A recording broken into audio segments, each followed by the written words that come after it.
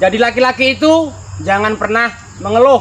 Tetaplah semangat bekerja. Kenapa? Karena kalau kita melarat, jangankan tetangga, saudara pun terkadang menghina kita. Jadi tetaplah semangat bekerja, pantang menyerah sampai suara ejekan di luar sana berubah menjadi acungan jempol dan tepuk tangan karena kesuksesan Anda.